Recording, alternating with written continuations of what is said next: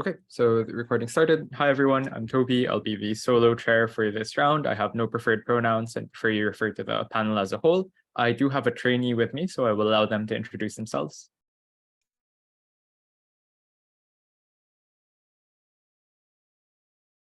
Hello, my name is Deonne. I will be the trainee for today. I look forward to working with all of you. Okay, great. So just as a reminder, all speakers should time themselves and time other speakers. I might not be able to send time signals in chat as the debate progresses, so watch out for that as you give POIs. Without further ado, on the motion about preferring a world with a benevolent God as opposed to morally ambiguous gods, we welcome the Prime Minister.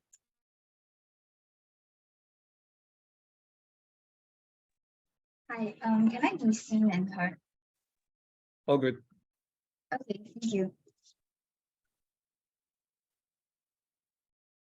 I'll be starting my speech in 3, 2, 1. We posit to you that there are 3 main purposes to religion. The first purpose is to provide a sense of moral compass and direction for the individual. The second one is to provide hope for the individual. And the third one is to provide a sense of community and shared experiences for the people who subscribe to this religion. Before I go on to my arguments for today, I would just like to go into the debate by first bringing up some important points of characterization that we want to bring to you today. So firstly, what exactly does a dominant religion look like? We posit to you that the dominant religion gives to believe that an omnipotent God should not be questioned. We tell you that this can be seen in, for example, the Old Testament of Christianity, or like, for example, what Islam says that Allah is a sovereign figure. But what exactly does this benevolent God then look like, right? We tell you that this benevolent God is essentially the fact that God cares for the person who subscribes to this religion, where you establish a personal connection with this God, and you make the time and the effort to continue to maintain this very personal relationship.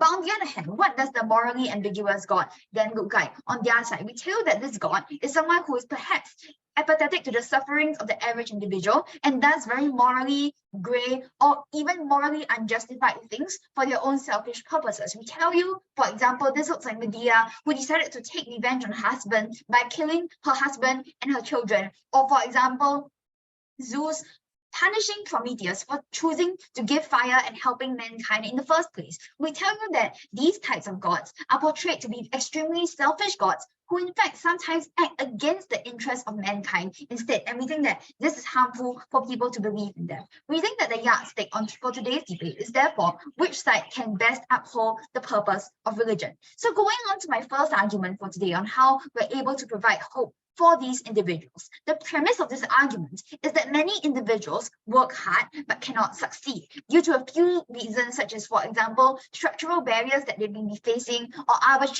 arbitrary reasons such as they are not as good as the people who are competing against them for that same goal or that same chance at success. Therefore, what is the mechanism that we show to you on our side? We tell you that at the point of time at which you believe in this benevolent God, what's happening is that the individual is able to sustain a personal relationship with that God at the point at which they believe that that God will help them. And here's where we want to caveat any argument that comes out from opening opposition about how a person would simply blame God if they're not successful, right? We tell you that this is not true for 2 main reasons. Firstly, because an individual who believes in God is likely to be devout. This means that you have the innate belief that at some point of time, things will turn around and God will help you. But on the second reason, that many religions already caveat this belief from manifesting in an individual right from the start, at the point at which they promote certain messages, such as, for example, God will help you in his time, you have to trust him first, or that you have to put in hard work before God will help you in the first place.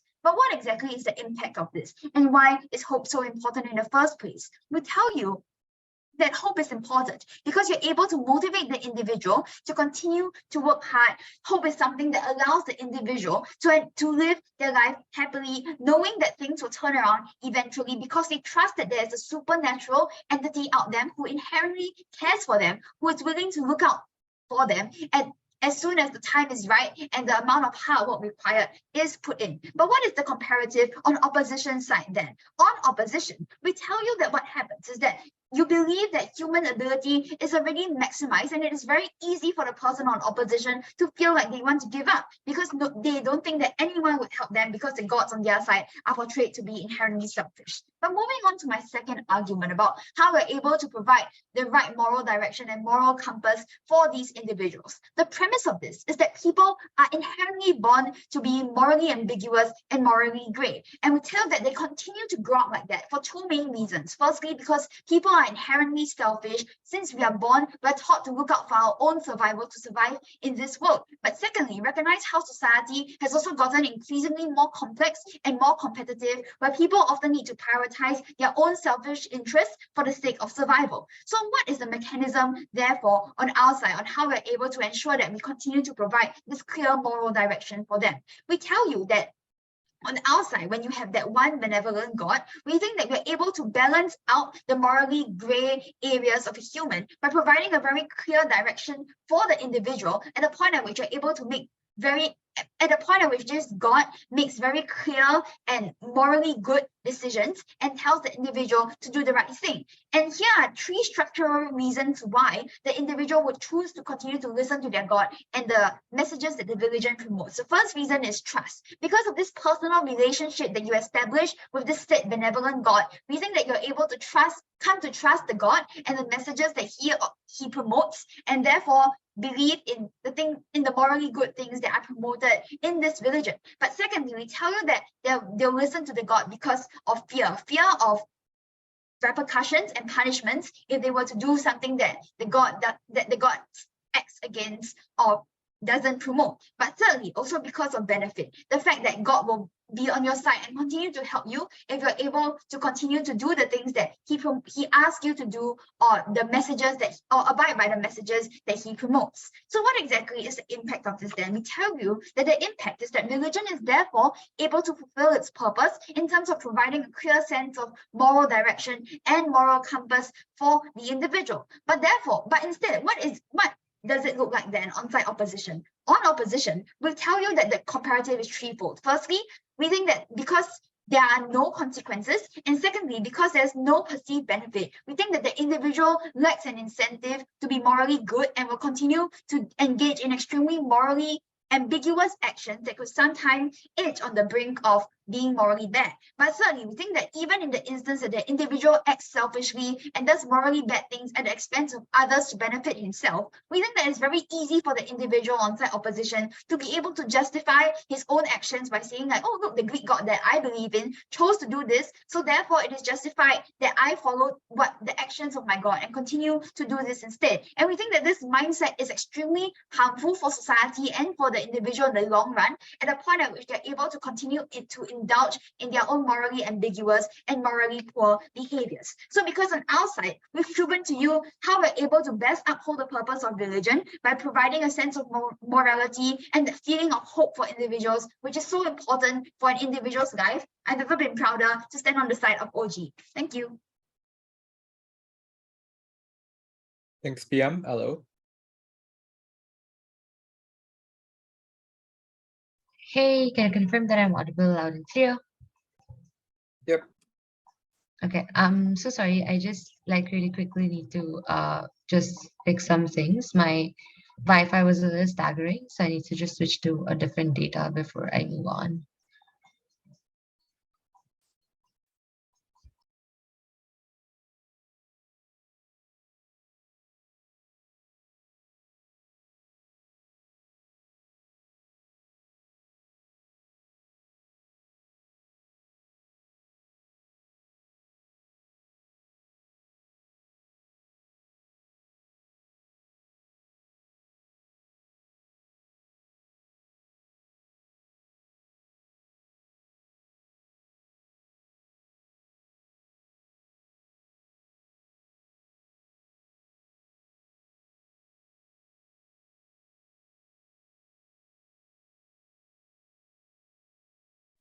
Cool. Okay, all set.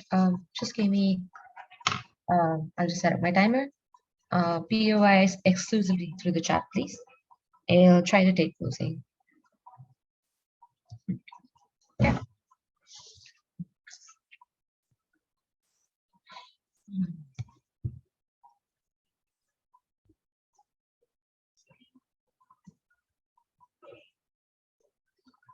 Okay, starting in 3, 2, 1. Because you have gods to exist on either side, you're probably still going to have a sense of hope and belonging in religion. On our side, you can probably choose who you hope and belong to the most. The bigger question then becomes is believing in either of these religions, where are you more likely to visualize your responsibility and the value that you have in society as an individual in a better world that we propose from side opposition?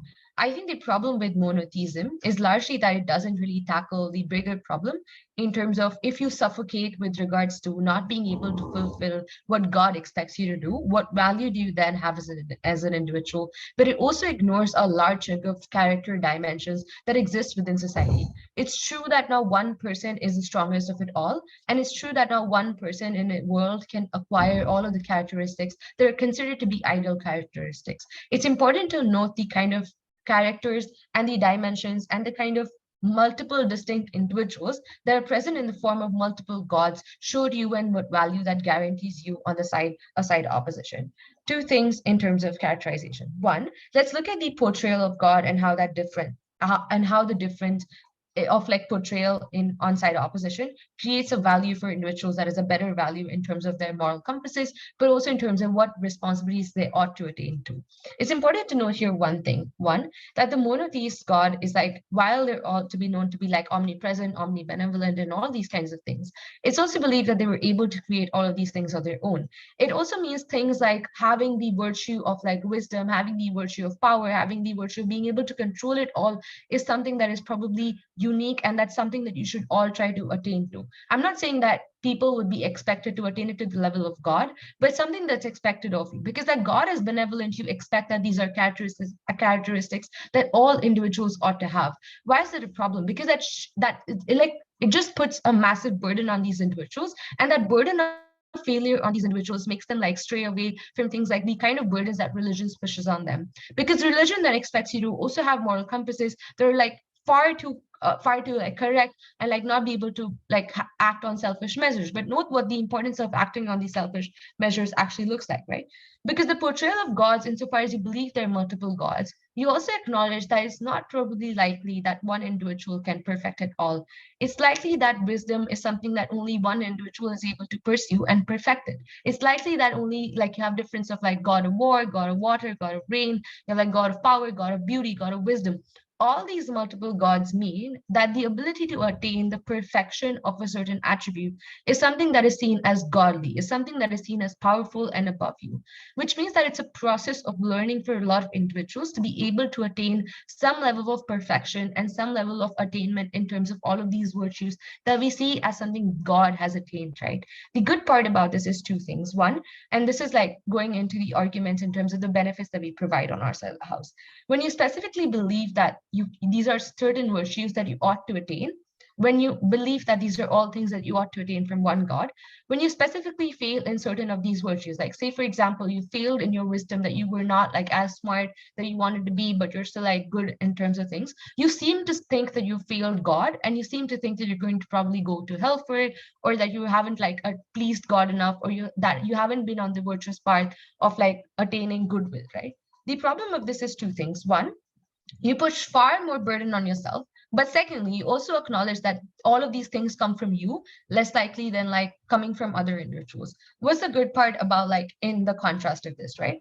One thing first, in terms of burden sharing, firstly, you acknowledge that burden sharing is something that is likely to happen, which is that each individual, like similar to the structure of gods, where each god specializes in specific virtues, you acknowledge that specific individuals in society as well specialize in specific things, like maybe specialize in certain characteristics, like some people are better at science than others, some people are better at political decisions than others.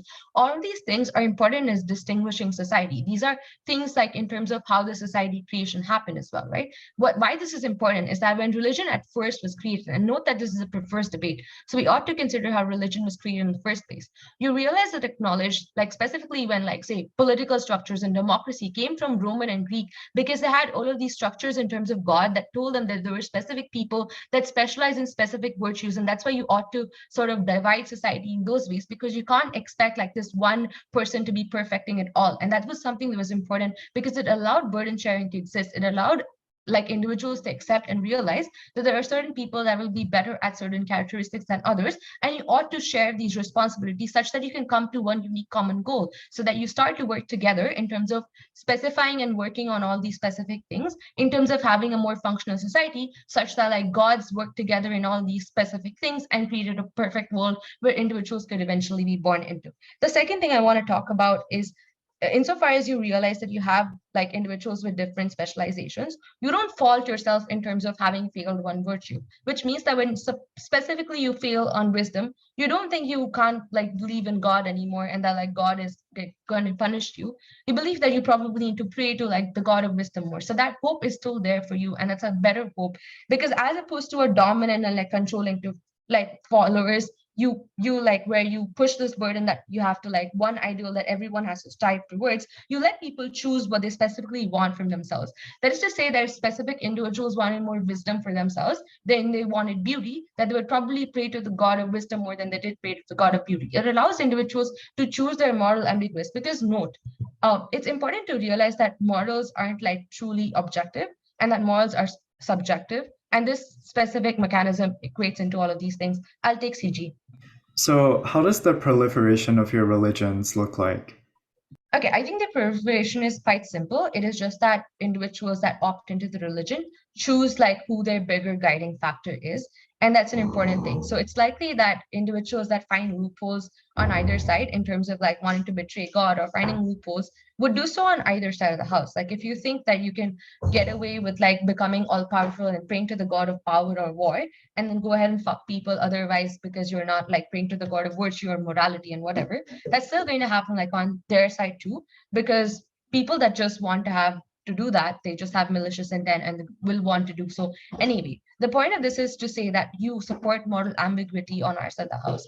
And it's important because you realize that the structure of today's world and society is also one that is highly complex. And this is directly engaging with opening government, because opening government tells you that like there's a lot of complexity that is like carried out in society, and you have to like acknowledge which structure is best able to acknowledge that and count that in their pursuits. So couldn't be more proud to oppose. Thanks, fellow. DBM. Can you see and hear me? Yep. Okay, that's great. I'll prefer my POIs to be verbalized then. Thank you.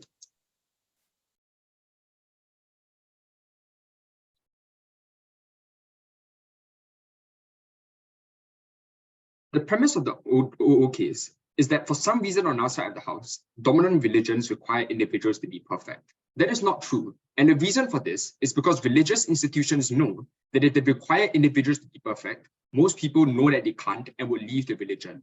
Given so, that is why many of these religions on our side have manifested in the form of them accepting that people cannot be perfect, rather emphasizing that they should just try their best. For example, the Bible says that everyone has sinned and fallen short of the glory of God. Anyways, the main point is that you should focus on being a moral individual and try your best. Similarly, in the case of Islam. Because of this premise is out, meaning that their argument that on our side people are forced to conform to extremely horrible expectations is not true.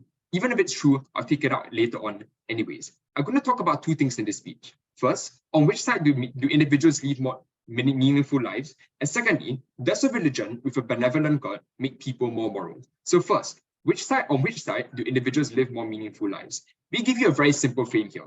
Most people in the world will try their best in actualizing their dreams, but will often face inevitable setbacks. For example, even after maximizing their individual ability, and even after trying extremely hard, many face structural barriers in the instance of minorities in society, or simply because they're very unlucky at certain points of time. So on both sides, these individuals probably try their hardest, but many of them are at their wits' end. This is probably structurally true, because many individuals do have aspirations in life, and as individuals that want to seek happiness, will try their best to fulfill that. Given so, how do these individuals benefit or are harmed on both sides of the house? On our side, we think there's the belief that a benevolent God will likely help you at some point. And this gives you hope, because even when you maximize your ability, and even if you think that all is lost, you know that there's potentially help on the way. More importantly, on our side, you have community as well, which you can turn to in the midst of having parts where you're not sure what to do. The comparative, however, is they're likely to give up because your God is apathetic. OO tries to say that at least you can pray to the God of wisdom if you want wisdom, but it's not true. And the reason for this is because even if you pray to the goddess of wisdom for wisdom on their side of the house, given that the God is morally ambiguous, I would think that you're probably not going to get wisdom based on merit. Even if you work hard, your prayers may not be answered. Compare that to our side, which you believe that as long as you put in the necessary work, your God is likely to answer you. Given so, people are likely to be more helpful on us, likely to be more hopeful on our side of the house. We think because of that, this is likely to manifest on their side in a multitude of instances. On one end of the spectrum, it could mean that you're less willing to work hard in your job because you feel that there's not really a point following religions on their side of the house, given that they are morally ambiguous and unlikely to reward you or punish you based on your merit or how hard you have worked. But more importantly, in the worst of instances, you're likely to default to other mechanisms like self-blame, thinking that you're not good enough and attributing those forms of failure to yourself. All of these are absolutely horrible to millions of individuals in the world who currently struggle with these barriers and struggle with these failures. That's absolutely horrible. They then say, for some reason, that on their side, since different gods do different things, you now know that in society, different people in society do different things. One, this is not exclusive, because even if there's one benevolent God, that one God can give different individuals different abilities. For example, in the Bible, when creating the tabernacle, for instance, different people are given different skills to work with in order to create the structure. Secondly, that is probably not what people take away from religion. Like, I might see, for instance, that there are 10 Greek gods. That doesn't mean that I think there are 10 different roles in society. That is obviously not very clear. But lastly, and more importantly, you can still pray to one benevolent God for specific gifts. For example, if you want a particular attribute like wisdom or speed, you can still pray for that. Look at how, for instance, in the Old Testament, Solomon prays for wisdom in order to get that from one benevolent God. All of this means that their last remaining argument here, which is that you have a better understanding of how society works, is out of this debate. One, because it's not exclusive, but two, that we get that better as well.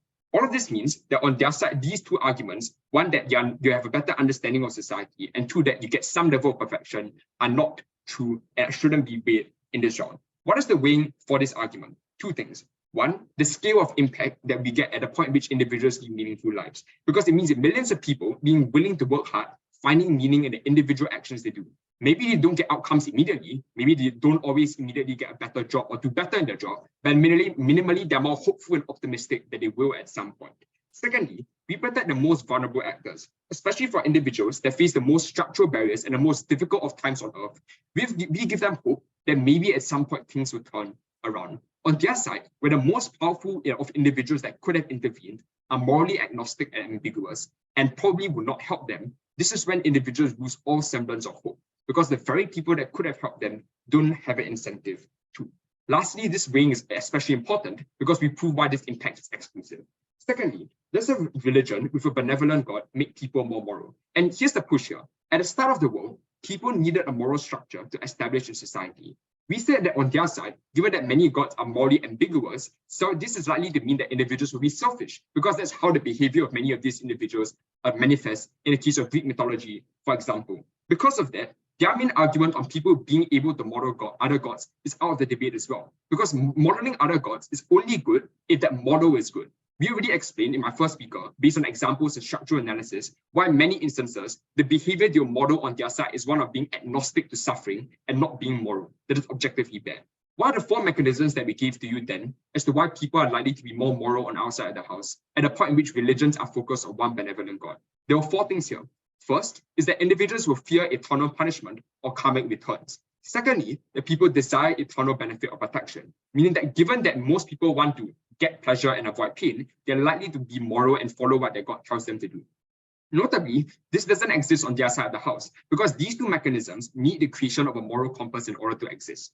Thirdly, it is the belief that a God will be there because of personal connection and relationship established with them, where you often need to constantly pursue devout relationships with the God in order to get some form of benefit or some form of suffering. But lastly, and more importantly, it sets out on our side, a benevolent God is likely to set out clear lines on what is good and what is a cardinal sin based on that God's actions on what he tolerates and what he doesn't tolerate. Their only response here is that no one person fulfills all of these traits. So now you're going to now everyone thinks that they're going to go to hell. This isn't true because religions know that this is this isn't a bar that most people want to set. That's why, for example, they highlight how humans are sinful creatures, and because of that, they reward your piety to religion based on effort and heart, rather than whether you're actually perfect or not. Because realistically, most people know that they can't be perfect. But even if this is the case, we're willing to trade this off because it just means more people are more moral on our side of the house, meaning that you're less likely to do things, for example, on one end of the spectrum, lying, on the other end of the spectrum, tolerating horrible things like racial abuse, which are objectively and morally bad. The weighing here is that even if the argument is true, we prevent the worst of moral suffering, which is often irreversible, huge, and exists on a large scale. It's for all of these reasons, they must stand with opening government. Okay, thank you, DPM. Diallo.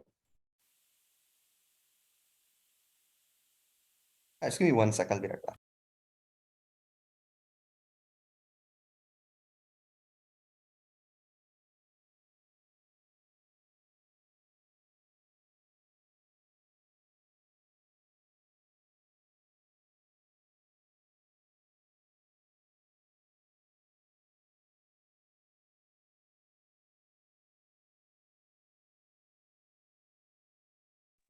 Hello, am I visible and audible? Yep, all good. Okay. Hi everyone, Soumitra, he, him pronouns going as DLO regarding POIs. Just type it in the chat. Please don't unmute. If I want to take one, I'll just let you know and you can unmute at that point. Cool.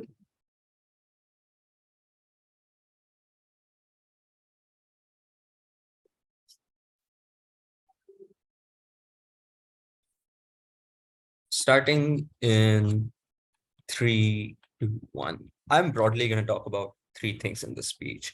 First thing I want to talk about is the value of circumstances and what constitutes perfection. I think it's clear that there is no universal truth of what constitutes perfection amongst living beings, of what constitutes an individual who is infallible. And we think that's an extremely important thing to consider here, because real people are not perfect. Everyone is good with respect to some things, but also flawed with respect to some other things. And that is important for everyone to know, because note how profound the effects of religion are on the lives of individuals. Even if religion is not in the most dominant form right now, considering this is the prefers motion, we have to consider the retrospective perspective of how the world would have played out. And this is crucial here, because kids listen to stories about gods and how they acted. They shape their worldviews based on that. And it's important for them to know that perfection is something that you can strive towards, but it's not the only thing that matters. It's about teaching people flaws are fine, but you can still want to be better, because that's what these morally gray characters and their stories are centered around. The idea that gods can make mistakes, but they can learn from them and bring about change. The idea from Gov here is that they can create an ideal to aspire to, right? The problem with this premise is that the ideal is one that is unattainable and ends up becoming a coercive mechanism to get people to follow you and listen to you, i.e. like you hugely increase the controlling nature of organized religion. Because look at it this way, right? Beauty companies show you the unattainable looks of models as a way to get you to react and try to like buy their products, right? And reach something that's unattainable. The issue is this: circumstances are extremely important. The conditions that made you act in a particular way are extremely important. Incentive structures held by individuals are extremely important. So at the end of the day, in the real world, these are the things that influence your day-to-day choices. We say creating a moral compass that isn't absolute when it comes to everything is something that's important. And that's what you do when you allow the introduction of more and more perspectives in religion, right? Because look at how narratives such as anti-homosexuality are perpetrated by religion. They are told that the one perfect divine being believes this to be morally bad, which is why this is something that you should avoid in all instances. That is literally the rhetoric used by people who try to make it so that these people don't get rights. And I want you to note the comparative here. Our world doesn't make this completely absolute, which is why there is likely to be comparatively more openness when it comes to things like discussions, because circumstances, perception, and are all given much more validity than they are on Gov's comparative. We don't say this is going to lead to huge openness in our world, but it's still better than on the comparative, where you're going to have closed mindsets, believing that their views are infallible, believing that what they believe is the absolute objective truth and that nothing should change at all. For deities who are obviously like morally corrupt, such as those who incite violence or try to commit genocide, these entities are like painted negatively in our world too. They aren't morally gray. They're painted as villains and monsters. The deities this debate is about are those who are morally gray in their decision-making process, the mental calculus they go through when they decide whether or not they want to act in a particular manner. Like consider things like, say, anti-heroes in movies, right? They have good intentions. They want to help, but their judgment may be flawed at times, but that doesn't make them bad or horrible individuals. It makes them individuals who want to go about making change, but aren't sure how to go about making that change. And that's the most realistic perspective that an individual can have, right? These are the sort of stories and experiences that we believe people should learn as much as they can from, because this is the most realistic way to look at the circumstances, and this is the most likely way it's going to play out in the day-to-day lives of these individuals. Because I want to note, religion does not have one specific purpose like Gov tells you. The concept that religion was supposed to be based on was creating a moral framework that would help you decide for yourself as an individual what course of action to take in a particular instance. The ability to critically make decisions while taking into account the circumstances of others is something that's crucial here, because that shapes how your life play out, and someone having complete control over these decisions via the use of an unattainable ideal inherently compromises your decision-making process as an individual. Because people's lives are morally ambiguous. If you're poor and your family is starving, is it justified for you to go out and steal bread? The answer here is there is no correct answer to this question. There's huge structural barriers for individuals, as opening government says, which is why creating a framework that tries to encompass as many of these things as possible is something you have to do in order to create a more inclusive framework, a framework that more and more people can learn from. The second thing I want to talk about here is community. First thing to note here is that since you have a lot of more gods to look at and more perspectives to choose from, you're able to sort of choose what community you want to be part of. And this is important because it makes people feel like they are in power. Yes, you have a larger community in Gov's comparative, but that in and of itself isn't a good thing. The large community will likely try to control you. You have no choice. You only have one almighty benevolent God in their world, which is why you don't get the ability to decide what gives you happiness. You don't get the ability to decide what sort of community you want to be a part of, what sort of moral frameworks you believe to be the most just in a particular circumstances. Happiness in their world is contingent on this community keeping you optimistic and happy at every single time. We see how organized religions operate. I don't see how that benefit ever plays out in the real world. But in terms of like vulnerable actors within the community, right? The idea is that being morally ambiguous shapes your decision-making framework. Again, being selfish isn't objectively bad. At many instances, you have to be selfish because you need to be, because of the structural barriers that have made it so that you are stuck in that position. And it's important to tell people that this is okay, that it's all right to act in some instances like this. And having a God representing the idea that we might have to act in these ways in particular contexts is important, because that's how you're able to communicate with these people and give them that sense of community, that sense of belonging, which is why even vulnerable people feel more secure on our side of the house, because they don't feel like they belong in their world. You can justify suffering on our side as a result from like some other God, as opposed to an omnivalent God on their world, which leaves you wondering, why is this God making us suffer when he's supposed to protect us? Having morally gray compasses gets people to collectivize, gets them to come together, gets vulnerable people to fight for their rights together. And that itself makes the community stronger overall.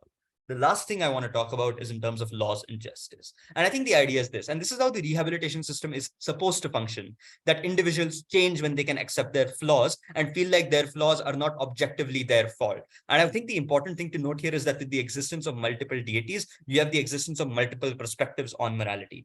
But just note the way that laws or general moral principles that we follow, like what they're based on, right? They're based on religious perspectives, because that was the first moral framework that came out. So here's the link back to the justice system. The justice system inherently becomes more punitive in nature in their world, because there is an ideal value to stand for, and those who aren't actively achieving that goal are failing as individuals. This is hugely manipulative insofar as it coerces individuals to act in particular ways. But the problem also becomes that you don't believe that people can change. You believe that they're bad. The idea is that when you hear stories about people acting in gray moral ways, at that point in time, you learn that people can change based on circumstances and adapt to existing circumstances. And that's what makes you believe that people are capable of change. If you believe that people should be perfect and that everyone should aspire to be like one God, you inherently believe that people are incapable of bringing about big changes into their day-to-day lives. But the last thing to consider here is in terms of the toxicity of the religious power structures, right? It's not a huge comparative delta here, but religion style, OG concedes to this, that there's a fixed ideal to aspire to, right? Religions tell people they have to try their best and act in an ideal way, but they do this in exploitative ways. They coerce the movements of people. We give individuals slightly more agency to decide what the best moral framework for themselves is. I mean, if it's a horrible individual who's going to act in terrible ways, that's symmetric. But for individuals who are stuck in those situations and don't know what to do, we give the most agency, and that's why opening up wins. Thanks, Yellow. We welcome Andrew. Hi, I'll take my PO in the chat, probably at the 5th minute, by opening opposition for engagement purposes. And just to put it out there, this is a debate. It doesn't reflect my beliefs, all that stuff. Starting my speech in 3, 2, 1. In our world, God will be benevolent, but man will not. There are 3 things I want to do in this speech. First, framing relative to the material present in OO. Second, additional responses to OO. And third, an extension of the operation of this religion and how it creates effective mechanisms of moral regulation. Firstly, then, I'm framing against OO. What does the world under a dominant religion believing in one benevolent God as the sole creator look like? We say it's four things. A, it is a world where people all over the planet believe in one central God, established by religious scriptures that are written down by people and proliferated across the globe. Second, there is a splintering of different types of interpretations of the scripture, since people have different views of what meaning that said scripture communicates to them. Third, that there are also different types of versions of this text, which leads to different divisions of religions like Catholics and Protestants under Christianity. Fourth, that there are institutions that then develop and push these interpretations onto their followers to then adopt them as personal beliefs being integrated into their social lives. This is important because it explains that there are different types of variations of this religion that do exist, which promotes different walks of life, which means that the harms in opening opposition's arguments and human beings being inherently contradictory with God, since there are varying degrees of burdens placed onto individuals based on the variation individuals decide to subscribe to, is mitigated. Underpinning this, I also want to explain the direct comparison between us and opposition bench. Under their side of the house, it becomes harder to deviate from worshipping another god versus under our side where you subscribe to a different interpretation of one central text. I have two additional responses to OO. The first is that there are also inconsistencies between human personality and preferences with the religious beliefs they adopt under their side. It is not that you choose the religious beliefs you adopt. Their side enables you to believe in another god, but this is separate because you are born into a specific area that practices worshipping Odin, for example, and would therefore default to worshipping Odin. So there is still a process of internal struggle under opposition, which creates an identity crisis when you live in an area that worships Odin but do not want to subscribe to Odin. But second, that community shifting is not as easy as they suggest. Splintering from your entire religion means alienating your entire family, versus under our side, where you are able to still be a progressive Muslim and stay in your family since your familial bond is still tied by this belief in God, and they do not think that you are ungodly and have betrayed us. Extension, therefore, what we suggest is that this debate changes the narrative that operates in the world, like other narratives in your life. Religion is not the core narrative that happens in your head every single day. It is more likely that religion is in your consideration in times where you are actually struggling, where you are thinking about the world, in critical junctures where you are considering a shift in your moral compass, therefore default to referencing the central authority of your religious beliefs, which means this narrative operates the most when there are disagreements between religious practices pushed by institutions versus people generally preferring to practice their day-to-day lives in different ways. This is why we are winning, because believing in a central authority allows for you to develop the religion to accommodate for different types of social changes that happen on the planet in 4 different ways. There are 4 different reasons for why this is better under a benevolent God. But before I go into them, I'll take a POI from OO.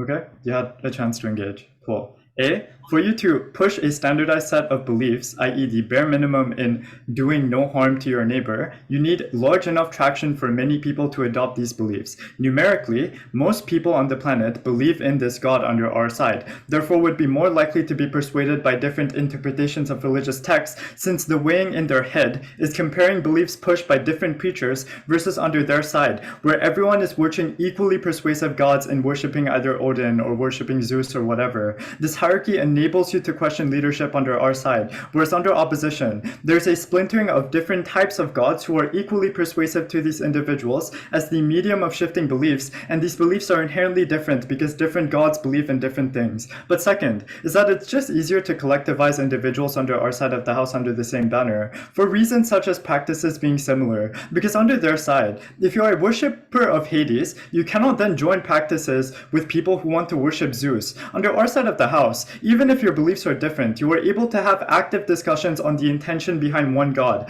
rather than under their side, where discussions are centered around different types of beliefs under different gods. But thirdly, that the process of reform is standardized and pushed by institutions and preachers, which means your Catholic Church is then able to push one standardized set of beliefs to people that is then prone to criticism. There are 2 underpinning reasons for why these institutions would shift their beliefs to accommodate. One is that the religious institutions want to monopolize power. Therefore, therefore are likely to cooperate with one another, and this can be done as there is no clashing central authority like under opposition, therefore would not cooperate. But second, that religious institutions want to get money, they want to recruit people, therefore are likely to be receptive to the changes in their religious scriptures. Think about how in Saudi Arabia, they've made significant changes based on the global perception of women's rights by allowing things like allowing women to drive, or the Pope recognizing that queer people existing is not a crime. Additionally, there are core tenets that are pushed by this religion that applies across all divisions of this religion that separate the institution from the extremist forms of this religion,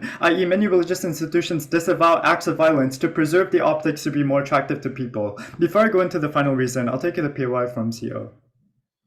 At least in our world, these different gods can coexist and still be mutually and still legitimize each other's existence. No, they mutually exclusive. They cannot, because, okay, the fourth reason literally tackles this. So being critical in the religion is easier when you have like one thing to criticize, in comparison to multiple identities that are equally persuasive under their side. Under our side of the house, there is one source of meaning that is criticized, and you can make reference to one source of meaning to then make your arguments, versus under their side where you have a convoluted process of having different folklore or stories that are not tabled together and come from different areas, that are pushed differently in different areas, that are contradictory with one another, i.e. pushing a story that favors Zeus being good oftentimes antagonizes Hades, vice versa. So there's an internal contradiction in the central authority under their side. This beats OG for two reasons. A is that they depend on hope to win, that people's lives suck, therefore they have a set of beliefs in one god to provide them solace. But this is washy, right? You are likely to believe in a god under opposition side, it's just splintered, and claiming different levels of meaning placed onto it is based on subjective states and factors that we cannot control in this debate. But secondly, is that morality changes frequently, so it's unclear how you weigh different types of morality existing under OG. The key comparative is explaining why the process of belief shifting is going to be better under our side. So it might not be the case that we get immediate changes to morality. It might not be the case, it might be the case that we get stagnant developments of beliefs. It is definitely the case, however, that we ensure a framework of moral development that is practiced by people, that people believe in, which enables the platforming of perspectives of everyone equally. For these reasons, we win this debate. Thanks, MG. MO. Give me a moment to adjust my camera. I want to practice speaking out, standing up for life element reasons. This is probably the best I look. Could I check if I can be heard and seen? Yep. All right, excellent. Sounds my speech very soon. I'll accept my POIs through through voice, so please feel free to unmute. I'll take one later in the speech, quite a bit of material. The main problems with the opening clashes was that they were largely uncomparative. Opening opposition successfully proves that, generally speaking, monotheistic religions are bad in terms of being too absolutist and criticizing individuals who deviate from them. However, they then fail to largely prove why a polytheistic religion does any better in terms of deviations from dominant systems of morality. If they do not prove that, their material does not stand in this debate, because you can then believe that polytheistic religions also have gods who then fundamentally agree on a form of morality that is restrictive as well, thus hurting your ability to then deviate successfully as well. The problem with opening government is similar. They successfully prove that you ought to be able to get morality from a singular god, but they do not prove two crucial things. Number one, that singular god will give you the best or even a good form of morality. The example of the Old Testament God, who is terrible, and I talk about more about this later. But they also fail to prove that polytheistic religions and morally ambiguous religions necessarily leave out individuals' ability to find their own form of morality absent of religion, or to be able to find a form of religion in there that actually helps them. Therefore, the closing and opposition extension will function as follows, and I'll engage with CG later in my speech. So I'm going to give you two extensions. Firstly, on an individual extension, which is a vertical extension explaining how specifically the comparative on opposition, thus beating opening opposition by giving them that necessary material, and beating an opening government by outweighing the material. And then I'll give a further horizontal extension about societal benefits and progress. So first thing to establish, why do we actually get more help for minorities and more help for different forms of morality? First thing to establish is what do morally ambiguous and polytheistic religions generally look like, because I think this is largely undercooked. Firstly, we would point out that there's a multiplicity of gods with their own conceptions of morality. That is to say that unlike, for example, Jesus or God, who generally espouses ideas of chastity, like control over yourself, etc., we point out that there are multiple different religions of multiple different ways by which immorality is conceptualized. The structural reasoning or analysis behind this is that you cannot have a single priest be in charge of multiple different religions, right? The consequence of this is that each individual god in the pantheon often gets their own religious following as well, who then develop their own scripture, their own, oftentimes they don't even have scripture, it's just word of mouth, right? All this ultimately means is that it undermines the centralization of authority within religion, thus creating a more decentralized form of authority with a multiplicity amount of legitimate religious organizations. And even the ability to start up your own organization to worship gods, which might not even have been discovered earlier on, as many of the Greek gods were not, or many Roman gods were not, and Roman gods were not in the past. Secondly, we argue that a lot of the times, these are generally beliefs that all gods are generally right. They can sometimes fail or be mistaken in terms of morality, right? Notice that these are generally things which translate into a couple of impacts. So how then do people get their morality absent of a centralized religious authority dictating these things? The first thing that happens is that you're then far more capable of finding a god who better suits your individual form of morality, right? So what happens when OO's harm manifests, right? So the point at which you realize that you are unable to feel happy if you try to be as chaste as possible, to be able to restrict yourself as much as possible. Or if you're queer, for example, and you're LGBT, and you don't feel happy trying to become the best Christian individual that you were meant to be under Jesus, what then happens is you have more of an ability to find gods which actually better suit you and your conception of morality, because there's a multiplicity of gods out there. A tangible example of this is the Hijra community in India, right? When in the point at which Hinduism has multiple gods, it's the point at which the Hijra can then claim onto particular ones of them, such as Shiva and Brahma, who are able to change their religion and who change their sex as well. These are situations where individuals are able to find particular gods which are conceptually more beneficial to them. But beyond that, they have more legitimacy to do these things as well, because generally speaking, there's less of a centralized authority from which you're able to push all of these other things. Secondly, we would argue that in the instances where they are unable to do that, it is also religion also exercises far less of a hold on morality. We generally actually agree with OG that in a world with polytheistic religions actually exercise far less of a hold. But the problem with OG is to assume then that the alternative is anarchy and chaos. Atheists aren't dicks. In reality, there are structural reasons why people want to be moral with each other. Number one, because that's how you uphold your reputation in the community. Number two, because you often care for other people who are often related to you, your siblings, your family, for example. You want to uphold your family name as well as uphold the family value, uphold your family's hold your family's names of being good people, not violent people, and you also want to help your community become better as well. All of these things ultimately mean, also just evolutionarily, people who are generally morally better, or species that are morally better, evolve to be more moral, because if they don't, they will kill each other and be unable to cooperate in the tribe. What it ultimately means is that there are forms of morality that exist without a religion, such as the categorical imperative to treat others like you want to be treated, for example, which exists separate from religion as well. Therefore, I'll take that POI now.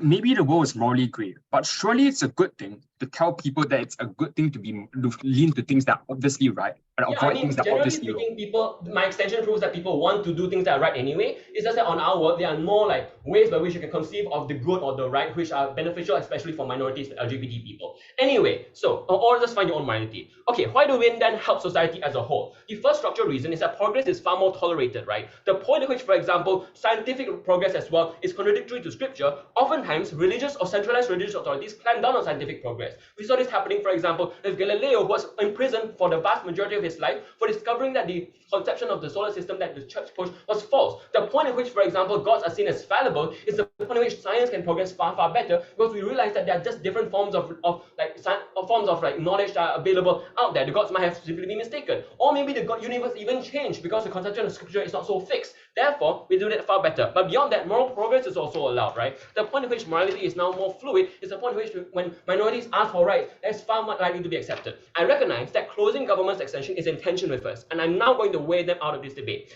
We would argue that although there are different variations of scripture that can exist in the status quo, there are individuals who have these different variations are far more likely to buy into each other for a couple of different reasons, as compared to if we have different gods existing for a couple of different reasons. Number one, different gods are not mutually exclusive. A follower of Zeus still respects a follower of Hera.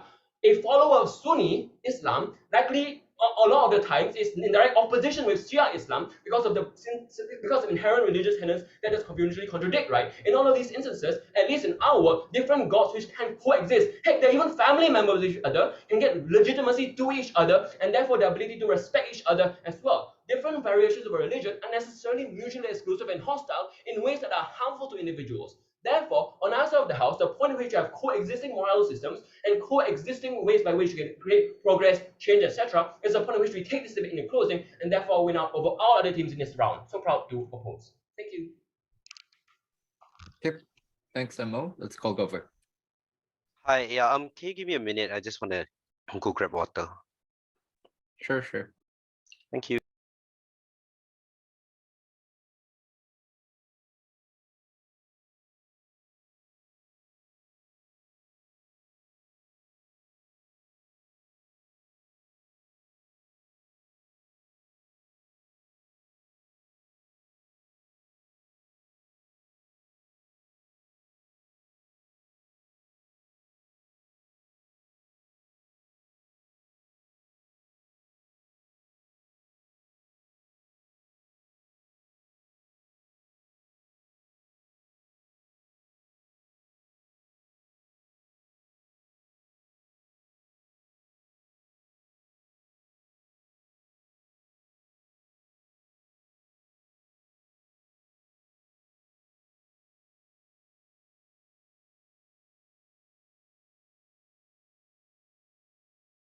All right, sorry.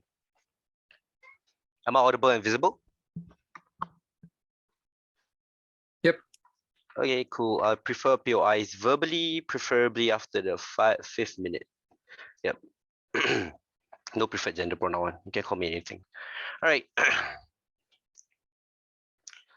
Starting my speech in 3, 2, 1. Panel, I'm going to step into this debate in 2 ways. Firstly, I'm going to tell you what this debate is essentially about, the principles of this debate. Secondly, I'm going to do a bit of couching and tell you why then CG is the most relevant team in this debate. Let's begin with number 1. What is this debate necessarily about? This debate is about what happens when a large chunk of the world's demographics prescribes to a certain form of religion. I think it's important to note here because we told you that there are multiple different things that matter. Salleh's speech was extremely important in pointing out to you why then even in closing, even in opposition's world, a lot of the necessary benefits that they come do not manifest in so far as you're still locked into positions, when you're still locked to like certain geographical locations, certain places where you have to, like your family worships a certain god and oftentimes locked into those places.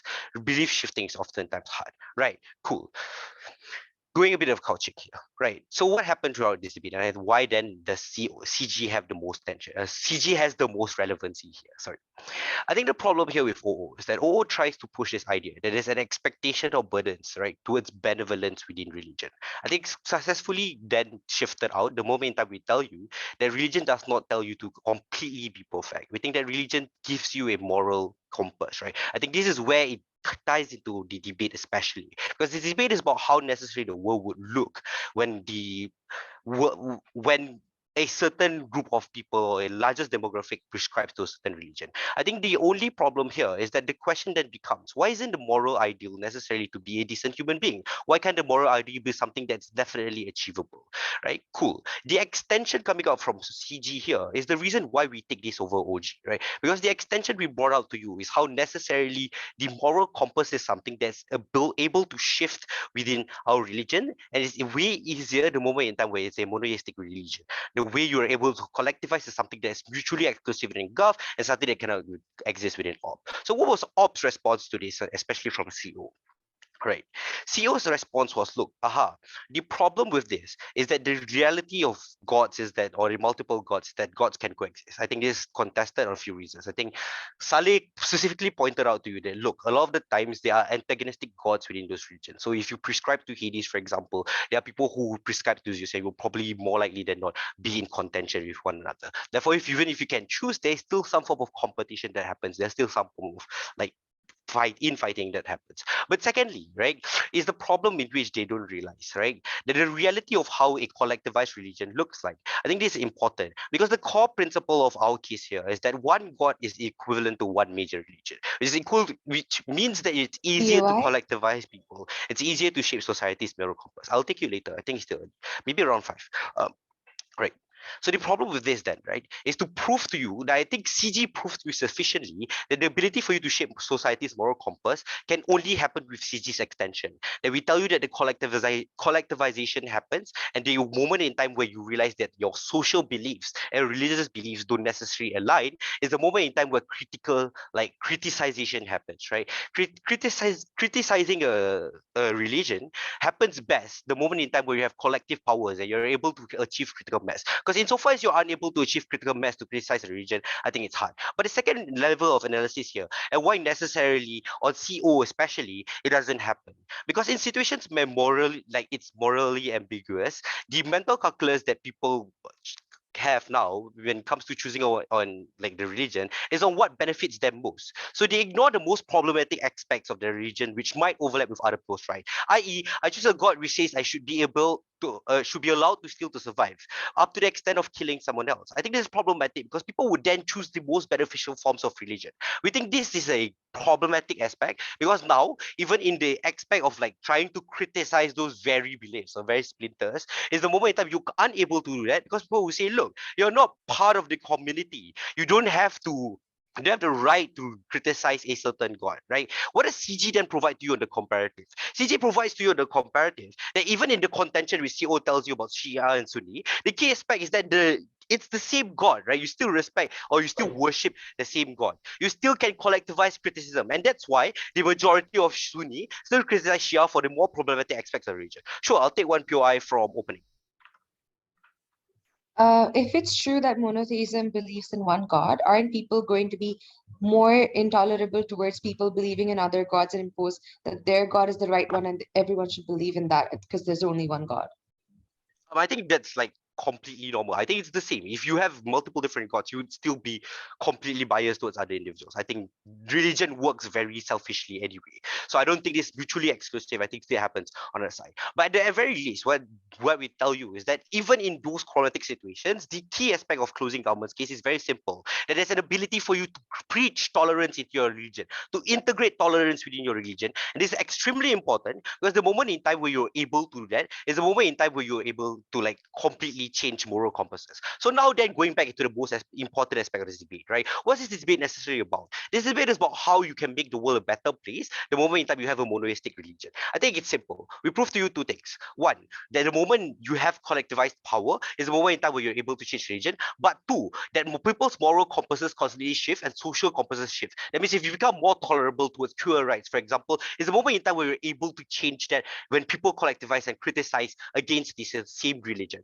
This is the moment in time where you can shift, something that can only happen. But lastly, right, the most basic thing about this, sorry, I didn't time, so I'm not sure how long I meant. Yeah, but the most important thing here is to point out the base of it, right? Is how necessary religion provides a moral compass. I think this is something that all teams necessarily agree to. We think the simple aspect of this is how you're able to manifest a moral compass that people are necessarily adhere to, a moral compass which is shifted and able to be shifted. So you have a large chunk of society believing a simple moral compass or singular moral compass, i.e., the moral compass is that you should not harm your neighbor, i.e., the moral compass is that you should not be problematic, you should be someone who's nice, you should be decent, help out your neighbor, you should pay your taxes, all these same as moral compasses, like good as moral compasses. We proved, lastly, this proves very simply two things, right? Then why then CG runs away with this debate? Two ways. One, that if there is a problem within those religions, it can be shifted. But number two, that within that changes, there's something that can happen far better where people prescribe to one same moral compass, and that same moral compass is maintained and prescribed to something that everybody can adhere to, that everybody can somewhat agree with. For that, side CG. Okay, thanks, Kavip. It's called Upwip.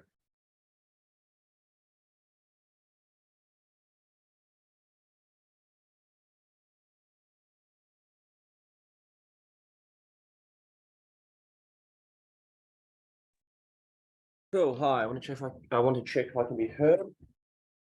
Yep. Excellent. Just give me a few moments to arrange my notes.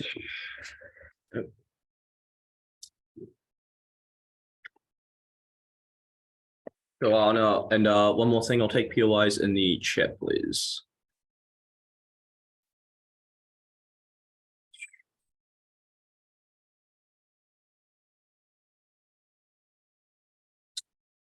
Yeah.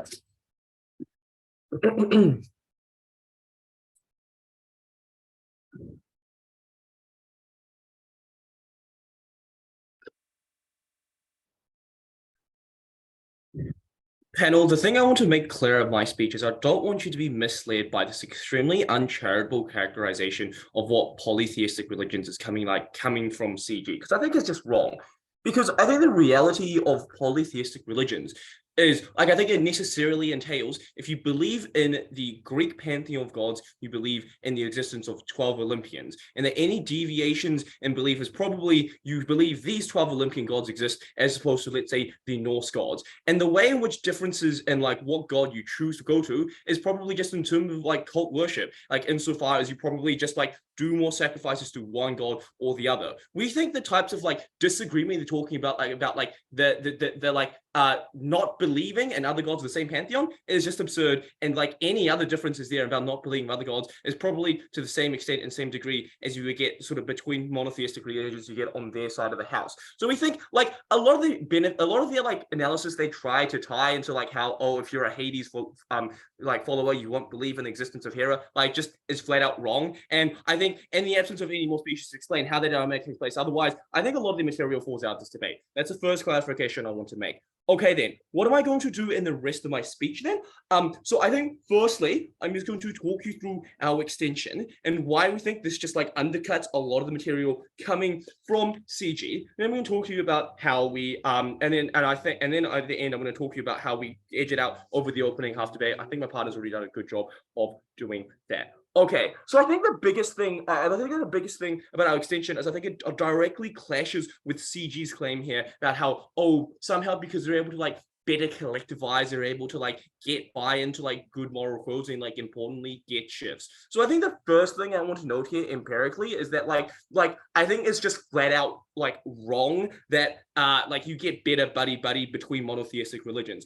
Literally, you look at the wars of religions which have been waged between the Christian nations and Muslim nations throughout history. You look at the rivalry and the intense hatred between Sunni Saudi Arabia and Shia Iran. Clearly this is the level of hatred here which is involved is really, really great. And I think the one reason that is cause for this is because you have different interpretations of the same thing, which necessarily means they're mutually exclusive. I think when you compare that against the type of tolerance that you're likely going to see under polytheism, I think what you're going to find is that it's in our world where you get a society that is far more likely going to be tolerant, and you're going to get far better morals under our side of the house. So what exactly did we tell you from the member speech? So we tell you that in a world where you have polytheistic religions, that what you have is a variety of gods which you think exist and are morally ambiguous. So we think that it means there's no objective morality or moral code which is preached, but rather you're able to choose, certain gods are associated with putting slightly more priority on different values. And importantly, because you don't flat out deny the existence of other gods within these pantheons, then you're sort of aware and open to them. And perhaps you might even have some questioning and change between which god you decide to worship, which god you decide to offer prayers to and to offer sacrifices to.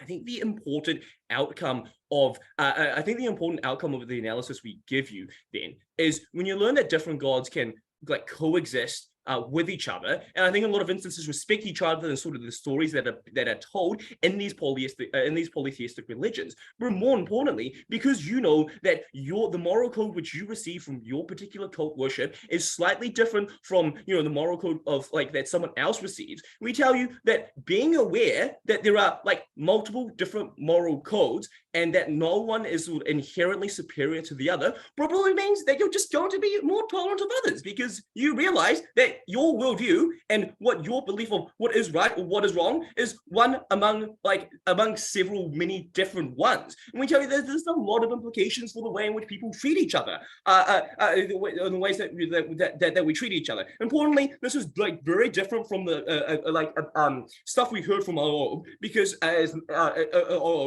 think they stop short at telling you about the sort of virtues or that you're going to attain, as opposed to the sort of narratives that this places on people. Because we tell you when you have single monotheistic religion which just imposes its dominant discourse about what is right and wrong to you, it massively constrains your ability to be able to sort of express yourselves and find the right niche in order to do. We show the sort of tolerance you get from like just knowing that you like there are multiple different ways of seeing the world is actually really great for getting people to get along, as opposed to like the hatred you get between like between like polytheistic religions. And I think that the material here are coming from OG about like better moral systems. Like, first of all, just recognize that, like, you know, I think it's been untouched the fact that, look, people derive their systems of morality from lots of things other than religion, and I think it's probably a good thing that religion doesn't have a monopoly on it in a world, in a monotheistic dominated world, because, you know, people are able to, like, as we said before, atheists dicks. And I think it's the case that human nature generally is good. I think there's a reason why most people, like, will probably say if they see a child about to fall into a well, they would probably save it. And like, I posit that most people probably aren't thinking about like, oh, what does God want me to do? They just think it's the right thing. They're going to do that. But more importantly, we think when there's a multiplicity of moral codes, that's probably when you're forced to contend with like basic, you know, premises about your assumptions about the world, and you're probably more critical and spend more time like engaging and thinking about